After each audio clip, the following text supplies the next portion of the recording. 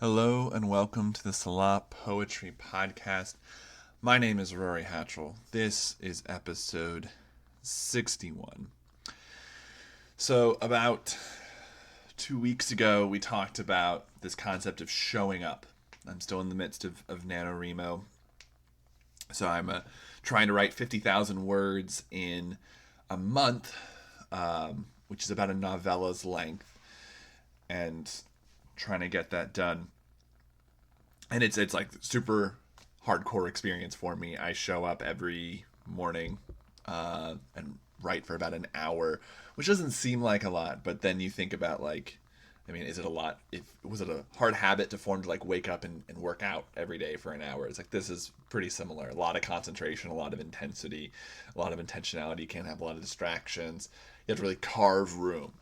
And my wonderful wife has helps to carve room for me this whole month. So it's like, I don't know. It's like most of the time I feel like I'm part-time writer or pretending to be a writer, and then NaNoWriMo I feel like I am a writer in November because my life is kind of situated around this hour of writing a day. So anyways, I'm trying to share lessons I'm learning from NaNoWriMo. This idea of show up, right? It's just a first draft. It doesn't even need to be, the novel doesn't need to be finished by the end of November. It doesn't have to be 50,000 words long. It could be 60, 100,000. To do that, you have to do 1,667 words a day to hit 50,000 by the end of November. However, you can do 2,000 words a day. You can do 5 words a day. They really encourage just writing every day. But even then, you can miss a day and then double back and catch up. So it's a really interesting experiment. You learn a lot about yourself in it. To learn a lot about your craft. You learn a lot about what it means to create. And so last year I did about 5 little mini lessons. And this year I'm trying to do 3 bigger lessons. And the last one we talked about was showing up and the value of discipline and just sitting there, making space in your room, in your life, creating room for your art and saying, this matters, this will happen. Even if I don't feel like it, even if I don't have anything to say, I'm going to sit here and find something to say.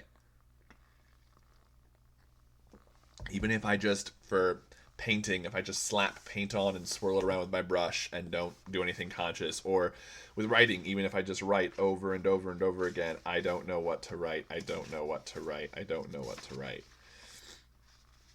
That's entirely fine as well. So, I have been learning some things. I think I said last time that there's, I think of 2 types of writers, creatives in general. And there's probably 73 types or something, but in general, there's 2 that I'm aware of and I've interacted with regularly.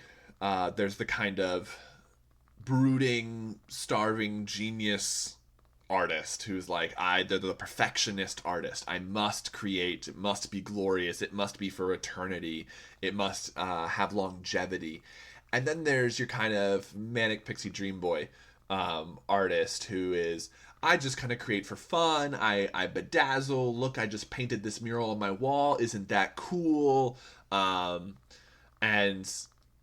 that's kind of the 2 impressions, especially in human conscious. We have our Beethovens, and these Mozart's, these tortured geniuses, and then we have these kind of flimsy, really childish, flighty, and they definitely get painted as shallow artists. They like creating, but they're not going for the depth, right? They're not being I'm trying to make, I'm trying to join the canon of masters out in the world.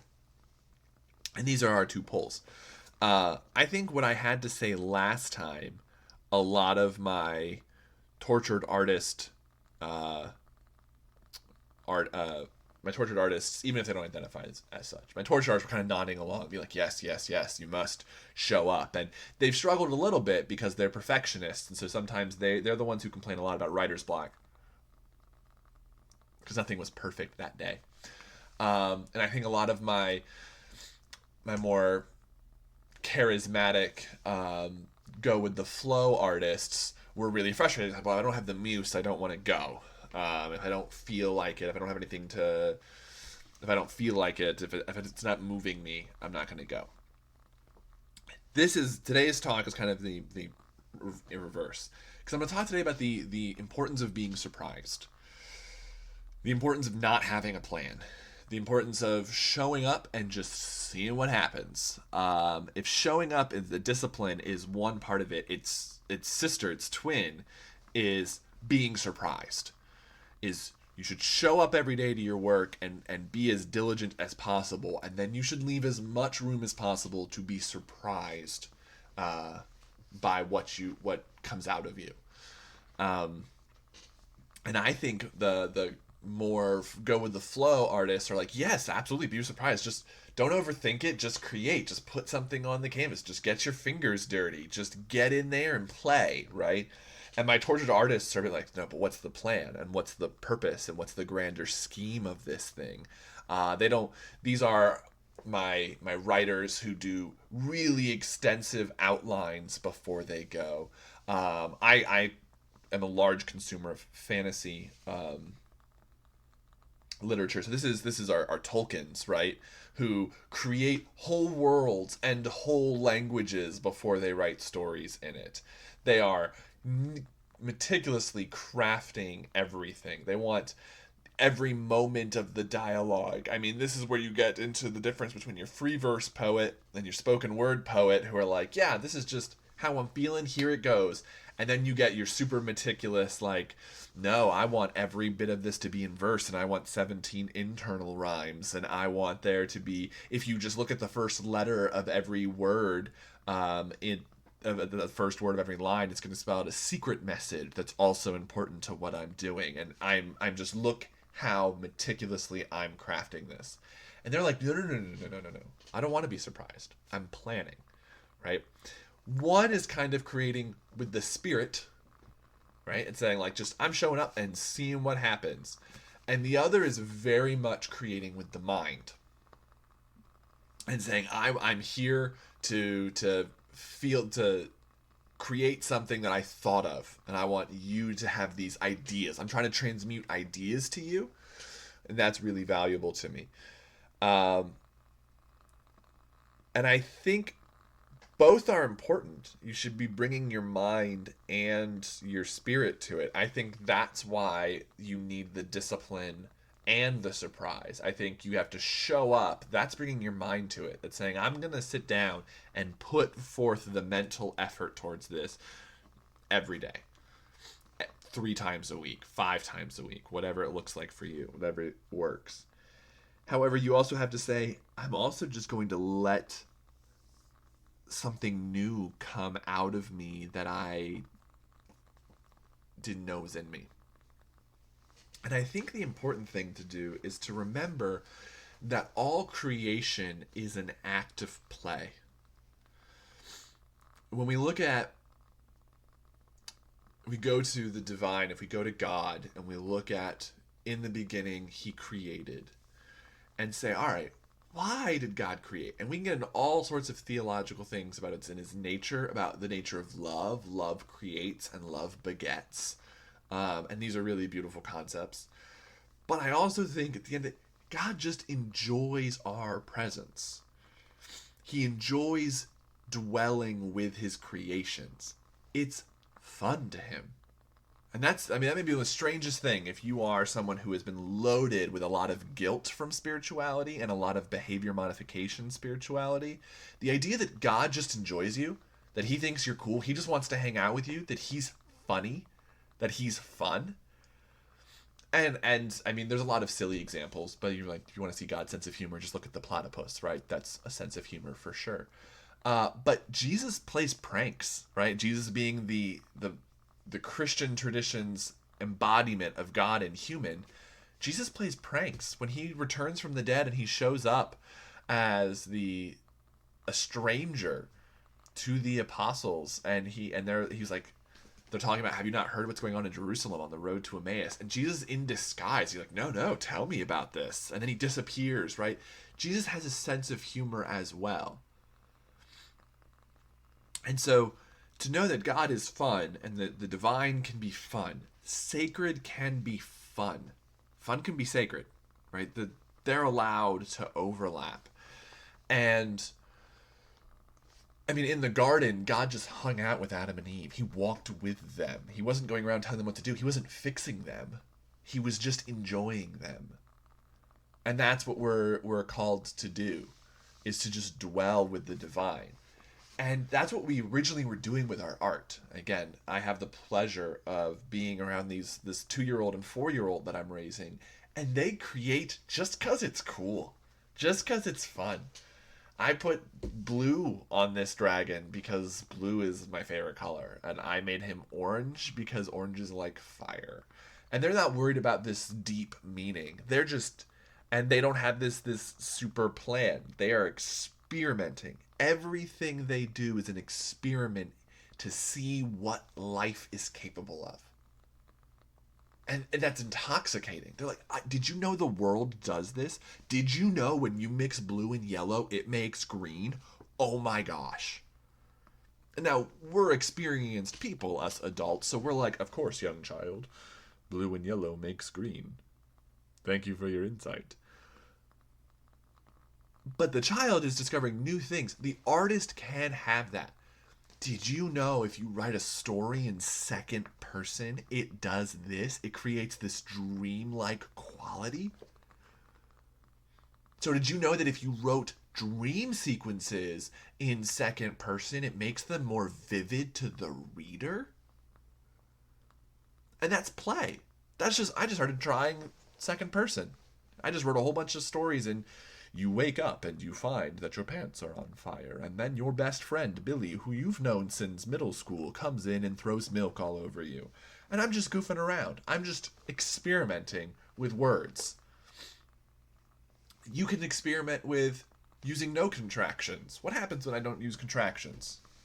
What happens if I use a lot of contractions? What happens if I try and write in dialect? I don't really know. Dialect is kind of scary.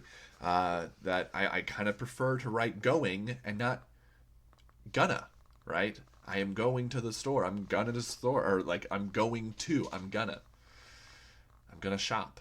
I'm going to shop, right? So that's scary if everything is so high stakes.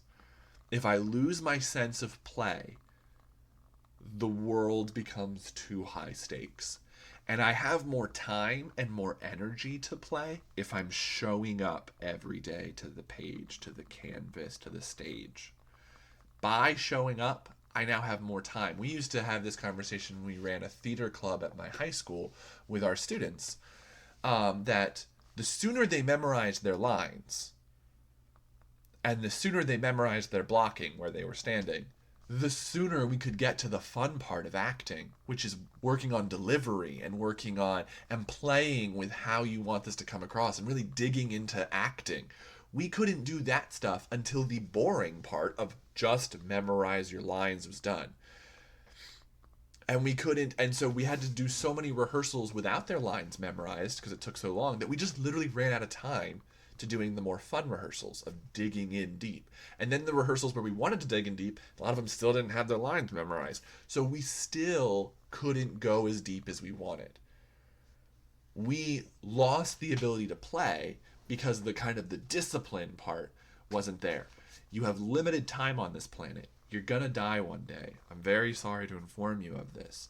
But what that means is you have to really cling tight to all the little bits you get. And one of the little bits you get is that you can make more time through discipline.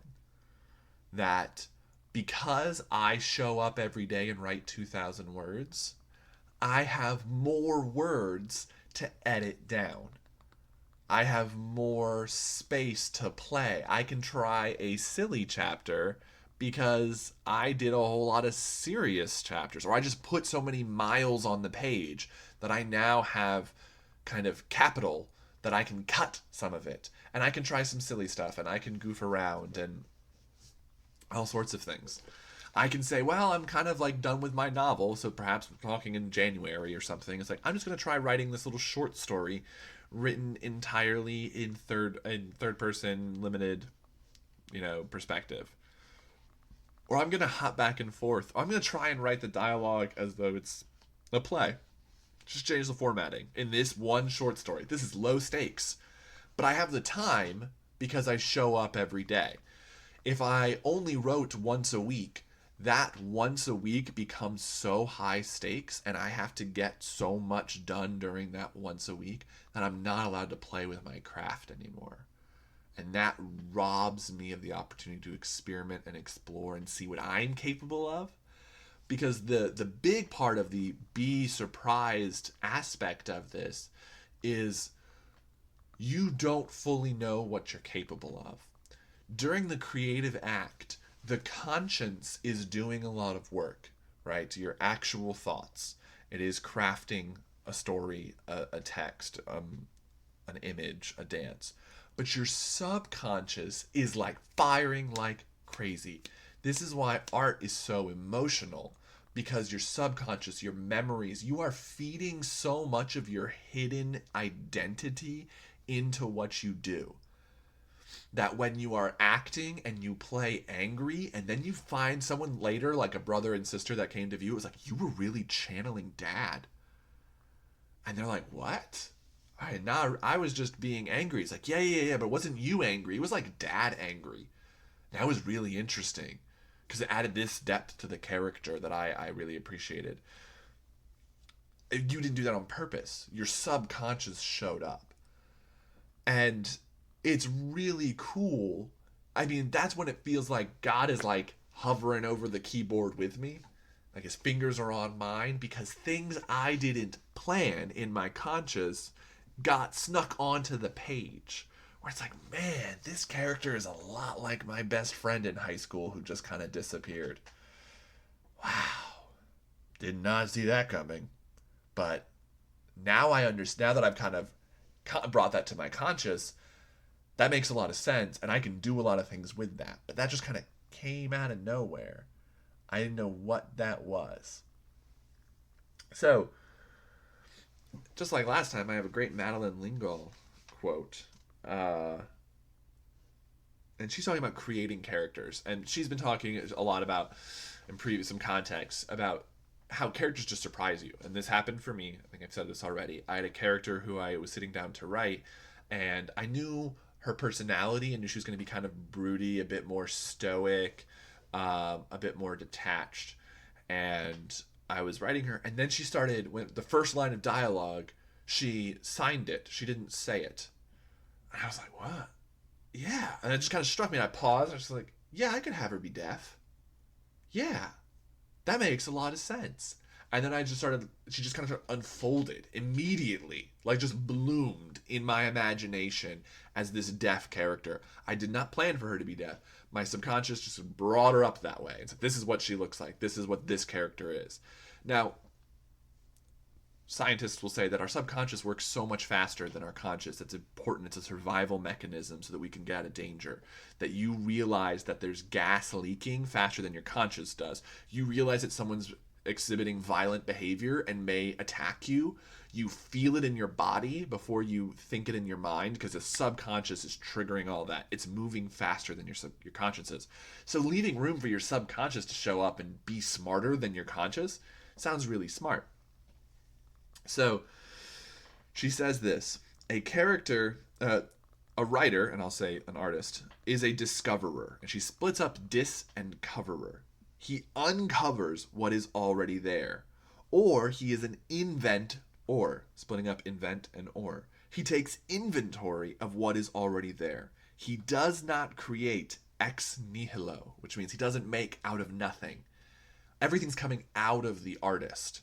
All your experiences, all your subconscious, all your fears, every person you've met, every image you've ever seen, it's all coming out of you.